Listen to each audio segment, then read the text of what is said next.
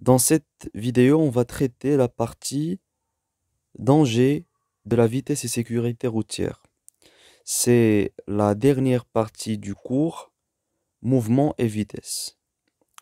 Et donc, après avoir traité la vitesse moyenne, grand 4, donc on est dans grand 5, danger et de vitesse, danger de la vitesse et sécurité routière.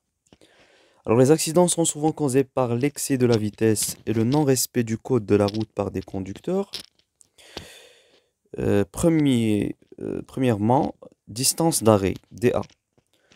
Alors, qu'est-ce que ça veut dire la distance d'arrêt DA? La distance d'arrêt est la distance parcourue par la voiture ou le vélo, généralement le, le véhicule, entre le moment où le conducteur voit le danger, c'est-à-dire il voit un obstacle devant lui, et le moment où la voiture, ou bien le vélo, ou bien d'une façon générale le véhicule s'arrête.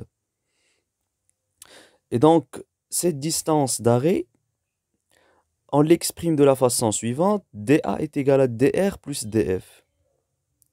De telle façon que dA, c'est la distance d'arrêt, dr, c'est la distance de la réaction du conducteur, et df, c'est la distance du freinage. Et donc, on va voir un schéma sur lequel on va expliquer ces distances. Alors, vous avez ici une voiture en mouvement. Devant la voiture, alors, vous avez la voiture ici en mouvement. On a ici un conducteur. Bien sûr, le conducteur, il conduit la voiture. On a ici ce qu'on appelle un obstacle. Un obstacle. Alors, le conducteur, il aperçoit l'obstacle. Et bien sûr, qu'est-ce qu'il va faire? Il va réagir.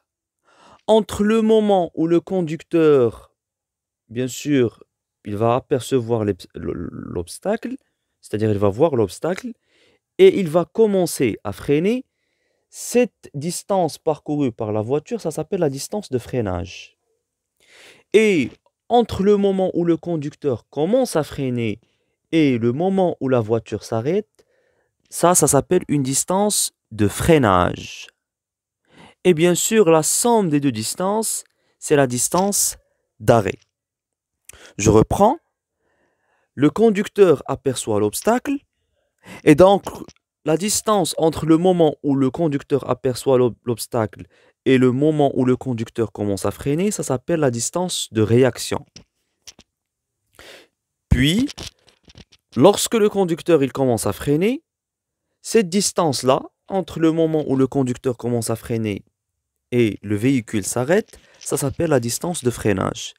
Et donc, la distance entre le moment où le conducteur aperçoit l'obstacle et le moment où le véhicule s'arrête, ça s'appelle la distance d'arrêt. Donc, la distance d'arrêt, c'est quoi? C'est la distance de réaction plus la distance de freinage. Distance de réaction. La distance de réaction est la distance parcourue par un véhicule entre le moment où le conducteur voit l'obstacle et celui où il commence à freiner. On peut notamment la calculer. dr, c'est v fois tr, en appliquant la relation, bien sûr, de la vitesse. On a v est égal à d sur t, et donc d, c'est v fois t. La distance, c'est la distance de réaction, et donc le temps, c'est le temps de réaction. Et v, c'est la vitesse du véhicule. dr dépend de l'état du conducteur, c'est-à-dire la fatigue, la prise de médicaments, la prise de drogue et l'alcoolémie, et de la vitesse du véhicule.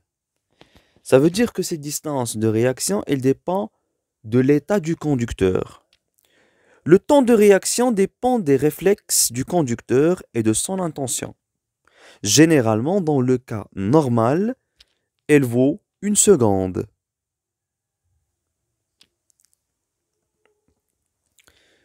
Troisièmement, distance de freinage, df. La distance de freinage df est la distance parcourue depuis le début du freinage jusqu'à l'arrêt du véhicule. df dépend de la vitesse du véhicule, de l'état du véhicule, c'est-à-dire frein et pneus, et de l'état de la route. Bien sûr, si la route est sèche ou bien elle est mouillé. Sécurité routière. Pour éviter les risques d'accident de la route, le conducteur doit respecter les limitations de vitesse ainsi que les panneaux de signalisation. Utiliser le casque de protection. Casque en cas de conduite de moto ou bien vélo. Utiliser la ceinture de sécurité. Ne pas utiliser un téléphone portable en conduisant. Surveiller l'état mécanique du véhicule avant de l'utiliser, en particulier les roues et les freins. Évitez de conduire si vous prenez des médicaments ou des substances qui affectent la concentration ou qui peuvent provoquer le sommeil. Merci pour votre attention.